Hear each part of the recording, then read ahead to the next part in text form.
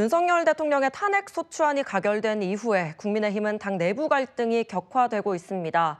이 가결 직후 비공개 의원총회가 열렸는데 이때 녹취가 이후에 언론 보도가 됐습니다. 그러면서 논란이 꺼지질 않고 있습니다. 먼저 이야기 듣고 나눠보겠습니다. 거치고 나서 당 대표 자격으로 여기 표명을 하시는 게 맞지 않습니까? 저는 우리 총리가 이런 차원의 얘기하는 것이 아니고 당대표로서의 의견을 내는 전학교 대표님이 더 이상 당 대표로 수행하는 것은 불가했다고 지적자가 나왔습니다. 그래서 이 자리에서 그걸 주셔야 된다고 생각합니다. 이 부분은 아주 오래전부터 해왔습니다. 누구 때문입니까? 여러분, 비상계엄은 제가 한 게 아닙니다.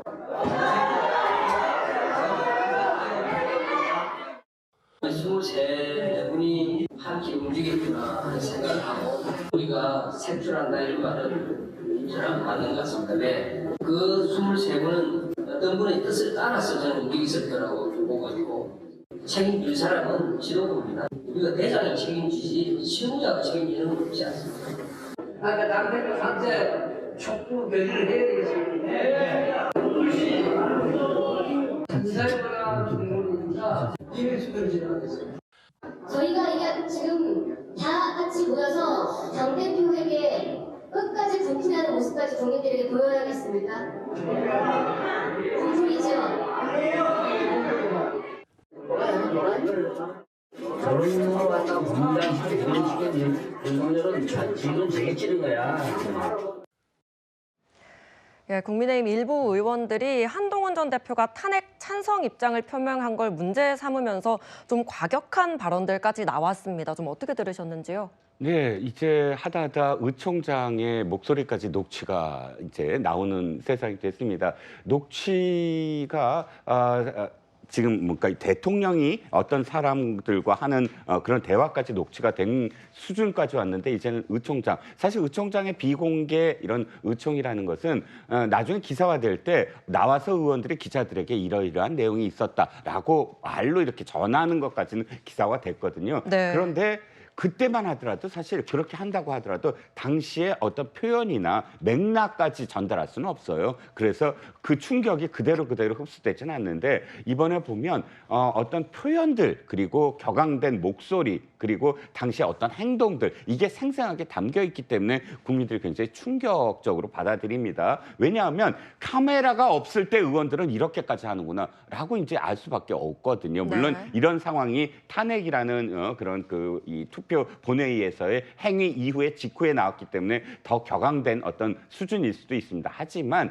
대단히 좀 부적절하다. 대표한테 이야기하는 것도 저는 최소한의 어떤 품격이 전 있어야 된다고 봅니다. 예. 그래야 이 당이 수습을 하는 어떤 과정인데 저는 이 과정들이 과연 온당한 그런 그 주장들을 했는가. 이 당시 상황에서 그러면 이 의원들 중에 어느 한 의원도 계엄에 찬성하는 의원은 없어요. 제가 아무리 물어봐도 지금 국민의힘 의원들 중에 현역 의원들 중에 당당하게 난 계엄에 찬성을 한다라고 떳떳하게 얘기하고 탄핵에 반대한다. 이런 의원들이 있다면 그 의원의 주장에 전 반대를 하지만 그 태도에 대해서는 저 인정을 하거든요. 예. 하지만 굉장히 좀 비겁하다고 느끼는 게 많은 의원들이 계엄 이건 있을 수 없다. 이건 반대한다라고 하면서도 탄핵은 반대한다. 그럼 계엄에 반대하는데 왜 탄핵에는 반대하느냐의 중간 고리가 전혀 없거든요. 설명이 없이 이 모든 건 한동훈 대표 때문이다. 네. 이렇게 연결을 하는 그 태도와 이 주장의 논리에 어떠한 근거도 전 찾아볼 수 없었다. 그러므로 전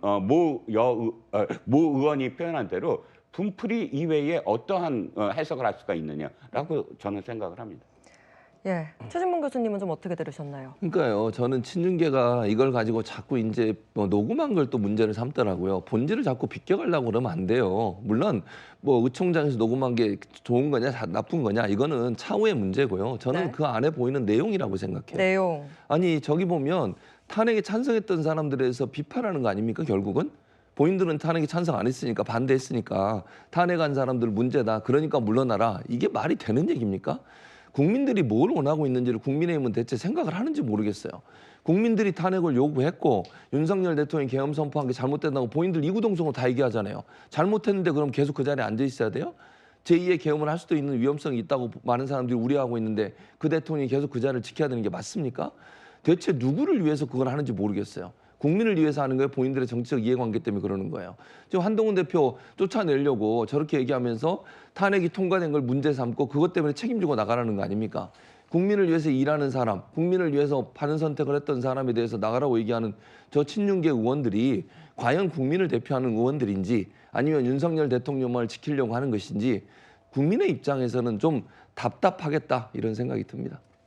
이 발언뿐만이 아니고 행동도 문제가 된 것이 있습니다. 한동훈 전 대표를 향해서 물병을 던진 의원이 있었다고 합니다. 이 당에서는 허위 사실이다라고 입장을 냈지만 실제로 던졌다 이런 반론도 나오고 있습니다. 이 물병을 던졌느냐 안 던졌느냐 이것 가지고도 좀 논란이 되고 있는데요. 네, 물병을 던지는 장면을 촬영한 그런 물증은 없겠죠. 다만 이렇게 언론이 보도를 했을 때는 복수의 목격자가 있었기 때문에 보도를 한 것이 아니겠느냐 그렇게 생각을 해볼 수밖에 없을 것 같고 네. 뭐 그런 일이 없었다라고 반론을 하는 분도 본인이 못 본 것일 수도 있다 이런 것들을 감안해야 될 것 같아요. 근데 이게 중요한 게 물병을 던지는 건 이제 형사상의 범죄로도 될 수 있는데 그걸 지금 따지고자 하는 것이 아니라 물병이 가고 안 가고를 떠나서 지금 이미 국민의힘은 전체 국민 여론과 굉장히 동떨어져서 자신들만의 당권 투쟁으로 가고 있다라고 하는 점, 이 점이 중요한 부분인 거거든요. 물병이 뭐 중요한 것이 아니라 이미 사실 그 국회에서 본회의장에서 투표를 할 때도 국민들은 탄핵이냐 아니냐 기로에 서 있었지만 국민의힘 의원들은 찬성 반대의 비중이 어느 정도이며 향후의 당권이 어디로 가느냐 예. 여기에 결국 사활을 걸고 있었다라고 하는 점, 이것이 본질입니다. 저는 1992년에 부산의 모 복국집에서 있었던 그 사건보다 지금 국민의힘이 더 나쁘다고 생각되는 게요. 그때는 부산 지역 기관장들 몇몇이 하고 김기춘 씨하고 몇 명이서 무슨 우리가 남이가 이러면서 지역주의를 획책하는 이런 모의를 했습니다만 당시에 김영삼 후보라든지 어쨌든 이쪽에서는 이게 무슨 짓들이냐 이것 때문에 내가 선거가 더 힘들게 됐다라고 역정을 냈어요. 근데 지금 국민의힘은 전체적으로 우리가 대한민국의 남이다라는 식으로 행동을 하고 있다라고 하는 점, 이 점이 예전에 민자당 시절보다 더 나빠진 국민의힘을 보여주는 것 같습니다. 이 비공개 의원총회 녹취가 유출된 이후에 당 지도부는 이 책임을 따져 묻겠다고 했습니다. 그 목소리도 들어보시죠. 악의적으로 편집된 녹취록이 보도가 되었습니다. 의원총회라는 그런 중요한 회의의 목소리가 그대로 다 유출되는 것은 명백한 해당입니다. 특정한 의도를 갖고 이와 같이 당의 불신과 분열을 촉발시키는 것은 해당 의원에게도 바람직스럽지 않고 당에게도 해악을 끼치는 행위입니다. 모두 자중해 주시기를 부탁드리겠습니다.